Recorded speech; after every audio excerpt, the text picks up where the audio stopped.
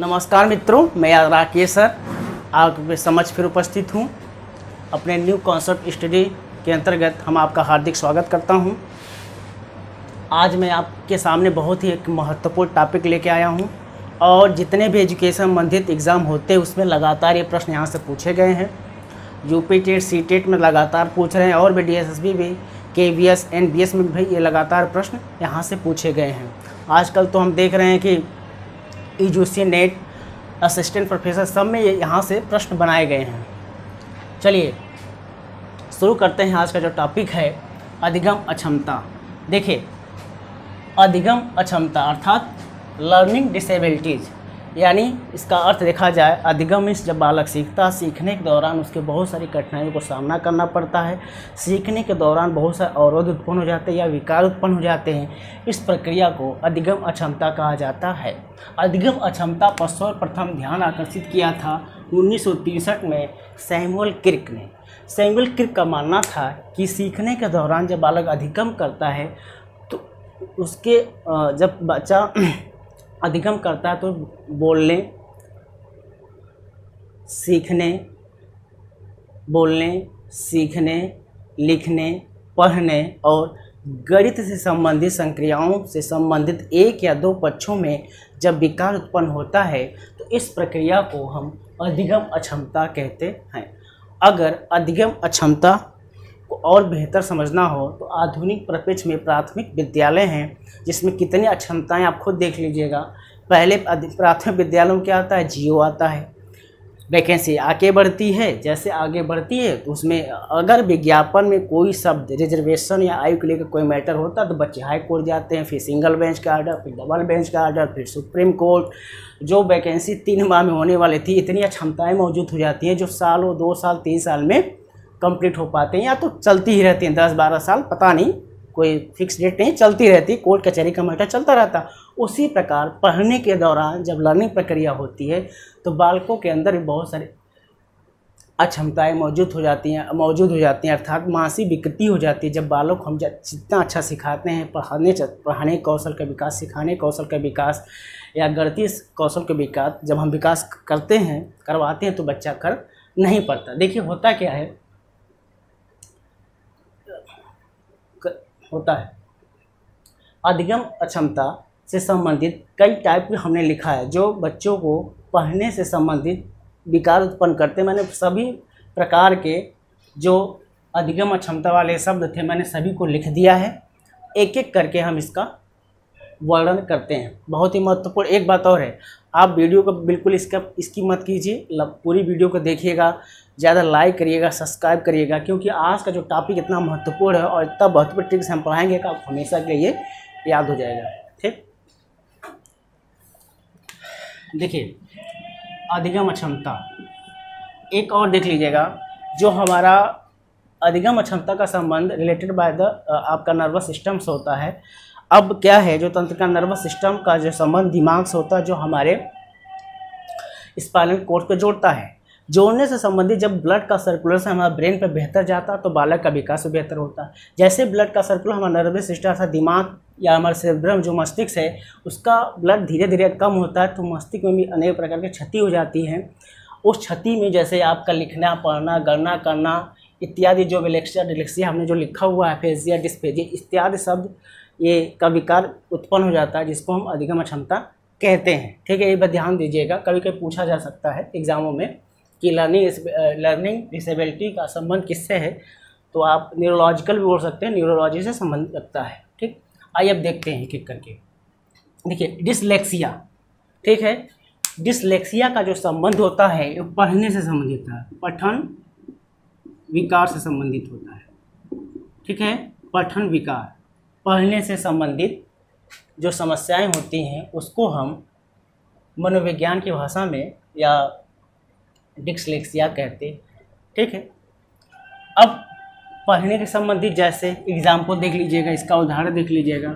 Example देखिए, जैसे जिस बच्चे को डिसलेक्सिया हुआ रहता है उसको बी की जगह डी पढ़ता है, एम की जगह डब्ल्यू पढ़ता है, एस ए डब्ल्यू को वह वाज पढ़ता है, 9 को 6 समझता, 6 को 9 समझता, अर्थात वो अंतर स्पष्ट नहीं कर पाता, यानी डिफरेंस नहीं कर पाता है ना।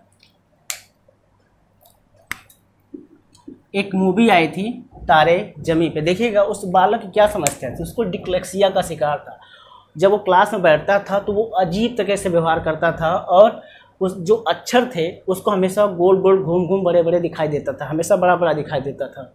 तो उसकी समस्या क्या थी, अक्षर घूम, इसमें एक तरह से वो भी देखिएगा कि जैसे SIR लिखा होता है तो बच्चा क्या करता है, उसको उल्टा उसको समझ में आता है, ठीक है, तो उसको उल्टा भी पढ़ने लगता है। इस प्रकार की भी समस्या किसमें आती है, डिस्लेक्सिया में आती है, यानी पढ़ने से संबंधित। आप एग्जाम्पल देख लीजिएगा, B को बदले D समझता है, M को जगह W पढ़ता है, सा को वाश पढ़ता है, 9 को 6 पढ़ता है, SIR का सर को उल्टा लिखने का प्रयास करता है या पढ़ता है, उल्टा पढ़ता है।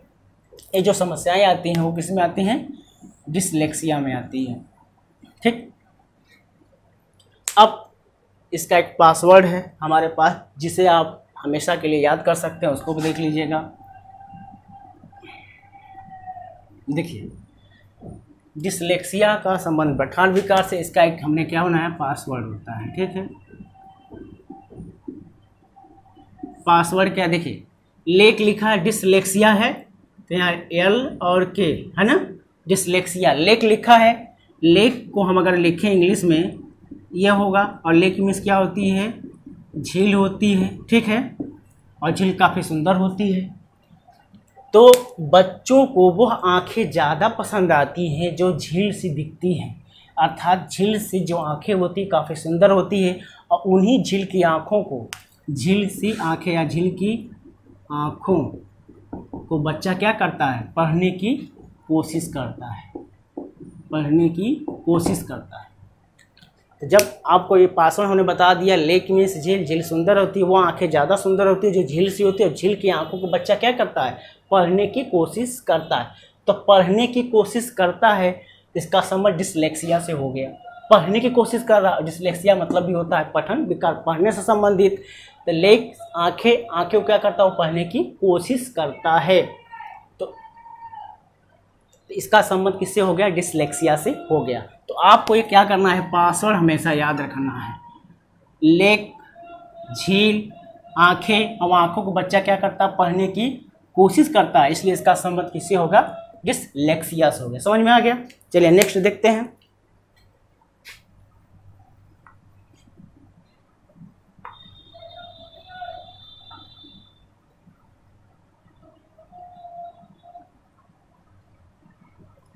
देखिए, डिस्लेक्सिया का ही भाई है क्या, ये भाई है एलेक्सिया। ये दोनों आपस में कोरिलेट हैं, सहसंबंध स्थापित करते हैं, दोनों एक ही जैसे होते हैं। इस एलेक्सिया में बालक को भी पढ़ने से संबंधित समस्याओं कठिनाइयाँ होती रहती हैं, ये पढ़ नहीं पाते। इसमें B के बदले D पढ़ता, सेम कंडीशन जो डिस्लेक्सिया में होता है एलेक्सिया में। अंतर क्या होता है, इसमें बालक के ब्रेन में क्या होता है, बालक के ब्रेन में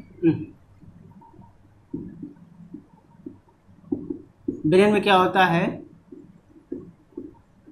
इंजरी, यानी उसके दिमाग में किसी प्रकार की क्षति हो जाती है जिसकी वजह से वो बच्चा पढ़ने में असमर्थ हो जाता है, पढ़ नहीं पाता है। तो ब्रेन में इंजरी हो जाना, दुर्घटना होना, एक्सीडेंट हो जाना, जब ब्रेन किसी चीज़ को रीड नहीं कर पाता, पढ़ने में असमर्थ हो जाता है, इस प्रक्रिया को हम क्या कहते हैं, एलेक्सिया कहते हैं। वही लेक, यहाँ भी लेक लिखा है, फिर वही बात, लेक मीन्स झील, झील सी आँखें बड़ी सुंदर होती है, उसको बच्चा पढ़ने की कोशिश करता है, इसलिए इसका भी संबंध किससे हो गया, पठन विकार से, यानी पढ़ने से। तो एलेक्सिया का संबंध किससे, पठन विकार से। क्यों, क्योंकि सही बच्चा तो सही रहता, अचानक उसके ब्रेन में किसी तरह से इंजरी हो जाना, चोट लग जाना, जब बच्चा इसकी वजह से पढ़ नहीं पाता है तब इसको एलेक्सिया कहा जाता है। ठीक है,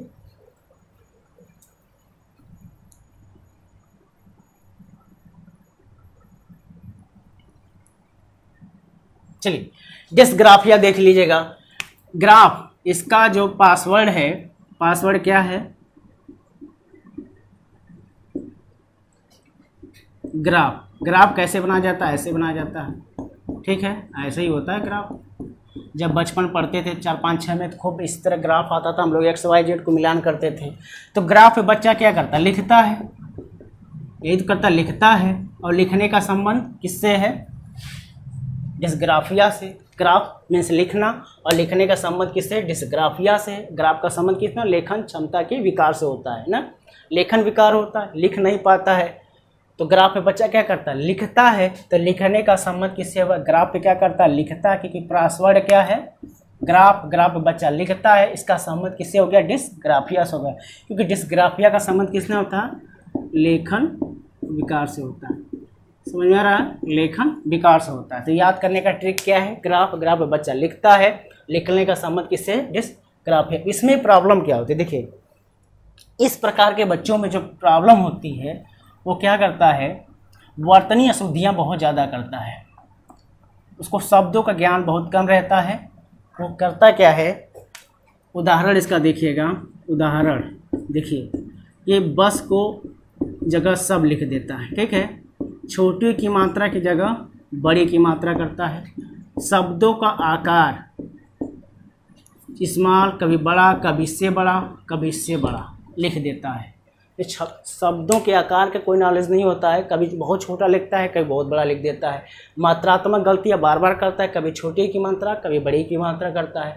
और बस की जगह सब लिख देता है, इत्यादि करता डिस्ग्राफिया में करता है। इसलिए इसका संबंध किससे हो गया, डिस्ग्राफिया से हो गया। लेखन क्षमता नहीं, लिखने में बार बार अशुद्धियाँ करता, वर्ड प्रोनाउंसिएशन गलत करता, उच्चारण भी गलत करता, इसलिए लिखता भी गलत है। इस प्रकार की जो समस्या होती है वो हमारे डिस्ग्राफिया के अंतर्गत पाई जाती है। इसका पासवर्ड होता है ग्राफ। ग्राफ पे बच्चा लिखता है, इसलिए लिखने की वजह से संबंधित होता है, इसलिए इसे डिस्ग्राफिया कहा जाता है। ठीक है, ये उदाहरण आपको याद रहेगा। चलिए नेक्स्ट देखते हैं।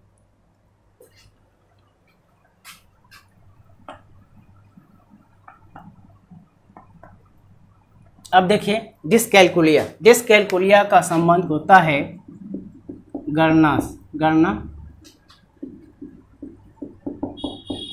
संबंधित विकार। यानी बच्चा गणना के क्षेत्र में बहुत ही अक्षमता विकसित होती है, यानी विकार अवरोध उत्पन्न होता है।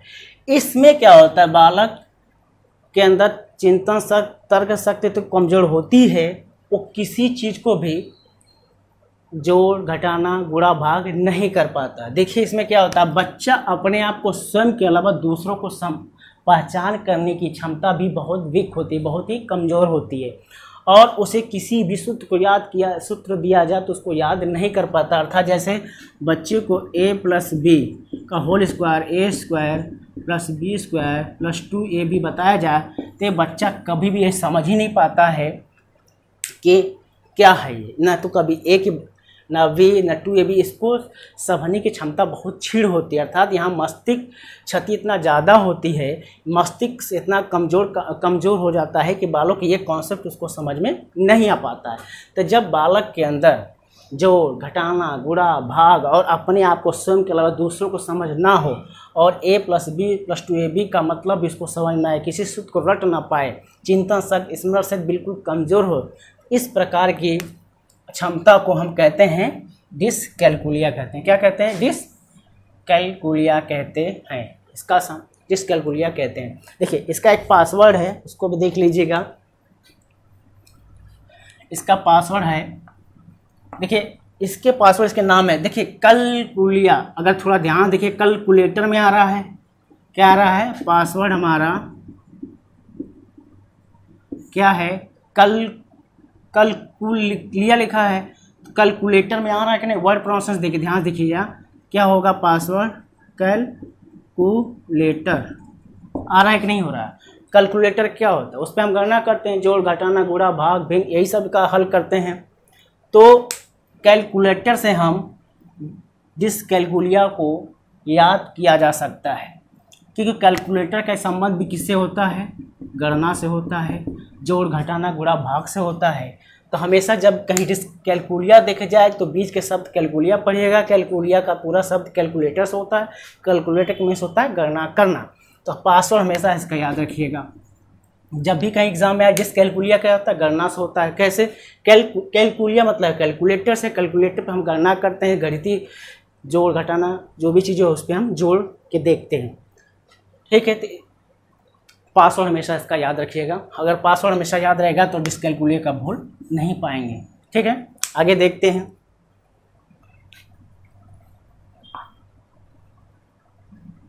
देखिए, डिस्प्रेक्सिया बहुत ही महत्वपूर्ण है, ये बार बार एग्जाम में पूछा गया है, इसलिए बहुत ज़्यादा महत्वपूर्ण हो जाता है। दो देखिए, डिसलेक्सिया, डिसग्राफिया और डिसकैलकुलिया के एग्जाम में लगातार पूछे गए हैं। Super TET, UP TET, MP TET, लगातार यहाँ से प्रश्न आए हैं, लेकिन इसकी संभावना इस बार बहुत ज़्यादा है। डिस्प्रेक्सिया को एक आध दो बार पूछा गया, मुझे उम्मीद है कि इस बार शायद अगर यूपी टेट का एग्जाम होता तो उसमें पूछा जाएगा। डिस्प्रेक्सिया का जो संबंध होता है वो इसमें क्या होता है, बालक में तीन ऊपर की सभी क्रियाएं आ जाती है। मतलब लिखना, लेखन,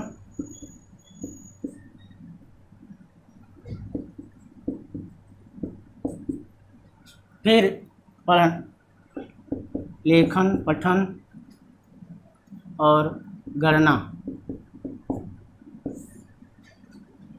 लेखन, पढ़ना और गणना। देखिए, डिस्प्रेक्सिया में वो ऊपर की तीनों चीज़ें आ जाती हैं। मतलब जैसे डिसलेक्सिया, डिसग्राफिया और डिसकैलकुलिया, जो जिन बच्चों में तीनों पाए जाए, तीनों कमियां हों, जिसका मानसिक विकृति इतना ज़्यादा अवरोध उत्पन्न कर दे या अवरोध उत्पन्न कर दे या विकार उत्पन्न हो, जिसमें जिस बालक के अंदर गणित संक्रियाओं जैसे चीज को न कर पाए, वो लिख न पाए, वो पढ़ न पाए, यानी तीनों चीज़ें इसमें आती है। जिसमें बालक लिख नहीं पाता है, पढ़ नहीं पाता है और किसी चीज़ को, मूर्त चीज़ों को गणना नहीं कर पाता है, इन तीनों चीज़ों को डिस्प्रेक्सिया कहा जाता है। क्या कहा जाता है? डिस्प्रेक्सिया, यानी लेखन, पढ़ने और गणना से संबंधित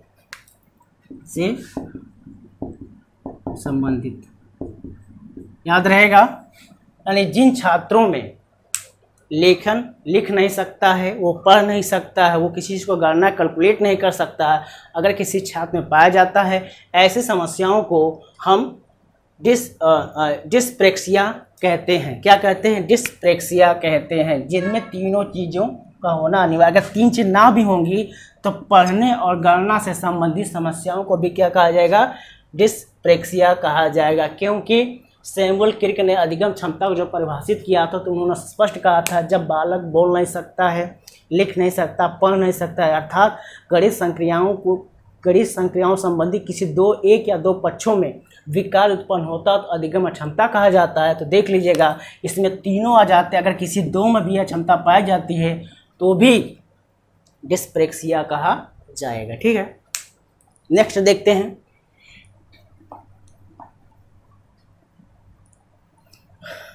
अप्रेक्सिया, अप्रेक्सिया का संबंध होता है, अप्रेक्सिया का संबंध है सूक्ष्म कौशल। किससे होता है? सूक्ष्म कौशल। देखिए, इस प्रकार की समस्या जो होती है, बालक सूक्ष्म चीज़ों को समझ नहीं पाता, जो उसके कौशल का विकास होता हो नहीं पाता। जैसे ना सही से उठ पाता है, ना चल पाता है, ना बैठ पाता है, और देखिए चलना उठना बस भार बहुत ज़्यादा भार महसूस हो तो कर ही नहीं पाता। चलने की कोशिश करता है तो उसको बहुत प्रॉब्लम होती है। चलना है, उठना है, बैठना है। और देखिए, बैट बॉल होता है, बच्चा मैच तो खेलना चाहता है, पर प्रॉब्लम यह है कि बैट तो किसी तरह हाथ पकड़ ही लिया। अगर गतिविधि मतलब बच्चा अगर बैट पकड़ लिया तो जरूरी नहीं को आई कांटेक्ट बनाए रखे, आई कांटेक्ट इसमें नहीं हो पाता है। ठीक है, साइकिल चलाना है, ठीक है, साइकिल चलाने की कोशिश तो करता, लेकिन जरूरी को हैंडल पकड़ सके नहीं। छोटे छोटे गतिविधि होती है, जो बच्चा कुछ गतिविधि करना चाहता है तो डर होता है, वो कर ही नहीं पाता है। तो जिसमें क्या होगा? उठना, बैठना, चलना, जैसे बैट बॉल है ना, साइकिल इत्यादि क्रिया वो नहीं कर पाता, क्योंकि वो आई कांटेक्ट नहीं बना पाता है, इसलिए उसको डर भय व्याप्त होता है। इसलिए इसको हम अप्रेक्सिया कहा जाता है। सूक्ष्म कौशल का विकास इसमें नहीं हो पाता है, जिसमें चलना हो, बैठना हो, बैट बॉल खेलना हो, साइकिल का, जिसमें जब हाथ का प्रयोग करना तो बच्चा नहीं कर पाएगा। इस प्रकार से भी एक तरह से विकलांगता ही कहलाई जाएगी। आगे नेक्स्ट देख लेते हैं। नेक्स्ट देखते हैं क्या है। देखिए अब जो ज़्यादा महत्वपूर्ण हो जाता है एक और भी है अफेजिया। ये भी एग्जामों में कई बार पूछा गया। अफेजिया का संबंध होता है भाषा संप्रेषण से, यानी कम्युनिकेशन स्किल इसमें बिल्कुल नहीं हो पाता है। अफेजिया में क्या होता है, बच्चा इसमें बोल नहीं सकता, बोलने की क्षमता बिल्कुल भी नहीं होती है, बोलने की कोशिश करता पर बोल नहीं पाता है, यानी कम्युनिकेशन जो स्किल होती है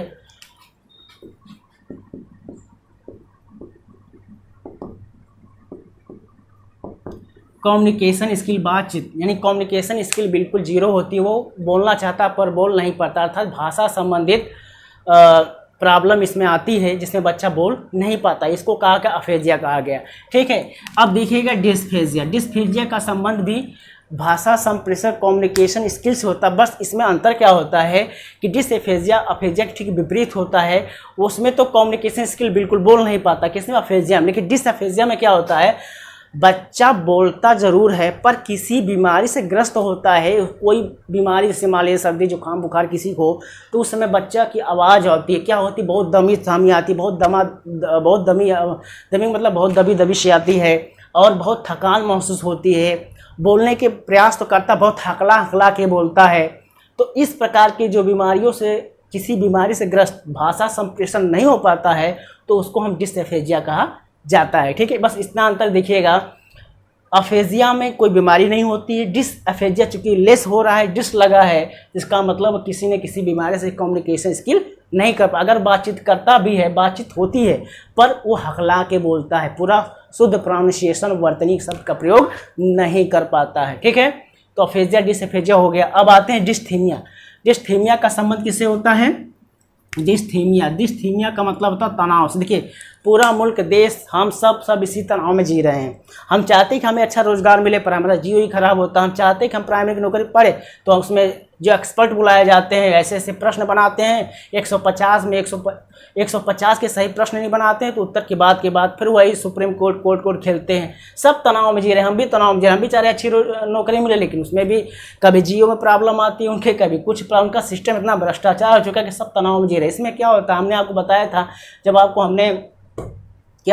जब हमने आपको नेशनल करिकुलम एनसीईआरटी पढ़ाया था तो मैंने आपको बताया था सतत व्यापन मूल्यांकन। अगर बच्चों को परीक्षा साल में एक बार ली जाएगी तो बच्चे के अंदर तनाव भय वातावरण का संचार होगा। अगर वही परीक्षा मंथ में लिया जाएगा, अभ्यास कर लेगा तो उसमें तनाव नहीं रहेगा। इसमें बच्चा क्या अगर डिस्थीमिया का हमेशा तनाव भरा रहता है, कुछ करने की इच्छा नहीं होती, आलसपन होता, हमेशा तनाव से घिरा रहता है। ऐसे लोग क्या करते, सुसाइड कर लेते, आत्महत्या भी कर लेते, जो हमेशा तनाव में घिरा रहेगा, चाहे जितने समझाओ समझेगी नहीं, करेंगे वही। ऐसे व्यक्ति क्या डिस्थीमिया के शिकार होते हैं। सब दुनिया परेशान, हम भी सिंह परेशान, तनाव में जी रहे हैं, तबाह हो तनाव में तो हम भी जी रहे हैं। और क्या बताएं, देखिए हाइपोकॉन्ड्रिया। देखिए हाइपोकॉन्ड्रिया इसमें क्या होता है, बीमार होने का भ्रम होता है। देखिए मुझे फीवर है पर मुझे फीवर है, चलिए फीवर है मतलब बुखार तो है, थोड़ा बहुत तो सबका होता है। लेकिन इसमें क्या होता है, जिन छात्रों को हाइपोकॉन्ड्रिया का शिकार होता है, अक्षमता यानी हाइपोकॉन्ड्रिया मतलब कि ऐसे डिसीज जिसमें मतलब बच्चों को हमेशा भ्रम रहता है कि मुझे बुखार है। जैसे अरे कुछ मान लीजिए किसी को बुलाना हो, कुछ कहना हो, हमेशा कहेगा मुझे बुखार है। अल्लाहपुर में देखो बच्चे अल्लाहपुर में सब प्रतियोगी छात्र होते, कंपनी तैयार करते हैं लेकिन हमेशा खाली बैठे। लेकिन जैसे इनको बुला दो कि थोड़ा यार दोस्त मेरा खाम है, उसको तुमने कहेगा सर मेरा बुखार है, मुझे फीवर है। अल्लाहपुर का तो रिमोर्स होता है ना। अल्लाहपुर का तमाम प्रतियोगी छात्रों को हमने देखा है, जब कुछ कहो आलसपन और बीमार पहले बहाना बना लेते। बीमार होते नहीं पर बीमार होने का भ्रम हमेशा उसको संदेह में रहता है कि मैं बीमार हूँ, पर ऐसा नहीं, लेकिन हमेशा बीमार होते रहते। इसी को हाइपोकॉन्ड्रिया कहा जाता है। ठीक है, अब आते हैं डिस्मोर्फिया। देखिए डिस्मोर्फिया में क्या होता है, मोर मीन्स क्या होता है, देखिए पासवर्ड देख लीजिएगा, मोर। ठीक है, मोर मीन्स क्या होता है, अधिक। मोर मीन्स क्या होता है, अधिक होता है। किस चीज़ का अधिक होना भाई, देखिएगा डिस्मोर्फिया में बच्चा अपने आप को ज़्यादा योग्य और दूसरे सुंदर, अपने आप को ज़्यादा सुंदर समझता है, ज़्यादा योग्य क्या समझता है। देखिएगा डिस्मोर्फिया में बच्चा अपने खुद को ज़्यादा योग्य और सुंदर समझता है, पर ऐसा होता नहीं है, पर हमेशा कंपेयर तुलना करता है कि हम ज़्यादा अनुभव हैं, उसने ज़्यादा अच्छा कपड़ा पहना है लेकिन उसको लगता है कि हम ही ज़्यादा अच्छा कपड़ा पहनते हैं, उसको लगता है कि हम ज़्यादा ब्रांडेड पहनते हैं, पर ऐसा नहीं है। वो हमेशा क्या करता है, अपने की तुलना दूसरों से हमेशा करता रहता है, सुंदर दूसरे से कंपेयर करता है, हर चीज़ खुद से ज़्यादा कंपेयर हमेशा करता रहता है। तो ऐसी चीज़ों को डिस्मोर्फिया कहते हैं। यहाँ मोर लिखा है, मोर मीन्स होता अधिक, हमेशा अधिक करने का, अपने से ज़्यादा अधिक सोचता है वो, होता खुद नहीं, खुद को ज़्यादा अधिक अच्छा समझता है, योग्य समझता है, अनुभवी समझता है, अपने आप को सुंदर समझता है। ऐसी चीज़ को डिस्मोर्फिया कहा जाता है। देखिए नेक्स्ट है बुलिमिया। बुलिमिया का मतलब होता है, अगर लर्निंग डिसेबिलिटी में देखा जाए तो अत्यधिक खाद्य सामग्री से संबंधित होता है। देखिए इसमें बच्चा को ये एहसास ही नहीं होता है, उसे पता ही नहीं होता हमें कितनी रोटी रोज़ खाना, कितना फल खाता है, जितना आता सब घटक के खाता जाता और उसे भूल जाता है कि हमें कितना खाना चाहिए। जिसकी आवश्यकता 5 रोटी रोज़ खाने की, वो 10-20 ऐसे ही खा लेता है। बनाना दे दो, सेव दे दो, जो सब कुछ खाए पी रहता, हमेशा उसी खाते में जीता रहता है। बहुत अत्यधिक खाता है क्योंकि भूल जाता है ना, भूल जाना मतलब खाते अत्यधिक खा लेता है। इसका संबंध किससे होता है? बुलिमिया से होता है। नेक्स्ट है डिमेंशिया। देखिए डिमेंशिया का सीधा मतलब है इस प्रकार के छात्रों में जो लर्निंग डिसेबिलिटी पाई जाती है उसके अंदर तर्क शक्ति, चिंतन शक्ति, स्मरण शक्ति बिल्कुल क्षीण हो जाती है, अर्थात जीरो हो जाती है। वो कुछ सोच नहीं पाता, कुछ तर्क वितर्क नहीं कर पाता है, उसकी मेंटल एबिलिटीज बहुत कम हो जाती है, क्रिएटिविटी भी बहुत कम हो जाती है, चिंतन थॉट भी बहुत कम करता है। ऐसे किसी बालक में पाया जाता हो जब उसकी चिंतन शक्ति बिल्कुल शून्य हो जाए, मानसिक प्रक्रिया बिल्कुल जीरो हो जाए, वो किसी चीज़ को लर्न ना कर पाए, ऐसी चीज़ों को डिमेंशिया कहा जाता है। तो मेरा आज का जो टॉपिक था अधिगम क्षमता अब समाप्त होता है। इससे हमेशा 2 या 3 प्रश्न किए जाते हैं। मैंने आपको बहुत अच्छी तरह से एक्सप्लेन किया। फिर भी अगर कोई चीज़ ना समझ में आए तो कमेंट बॉक्स में कमेंट करिए, लेकिन ज़्यादा शेयर करिए, लाइक करिए, ताकि हम और अच्छी वीडियो बना के लाएंगे। और एक चीज़ देखिए, मेहनत करके आते हैं तो उम्मीद करते हैं आप भी लाइक और सब्सक्राइब करेंगे तो हमें लाइव क्लास अच्छे मैटर लाएंगे, ताकि मुझे भी तो फीडबैक मिलना चाहिए ना कि हम कितने अच्छे पढ़ाएं, कितना अच्छा समझ में आए। तो उम्मीद करते हैं आप खूब लाइक करिए, सब्सक्राइब करिए। और नेक्स्ट वीडियो मेरी बहुत जल्दी आने वाली, बहुत महत्वपूर्ण टॉपिक के साथ। Thank you. आशा करता हूँ आपको बहुत अच्छे से समझ में आए।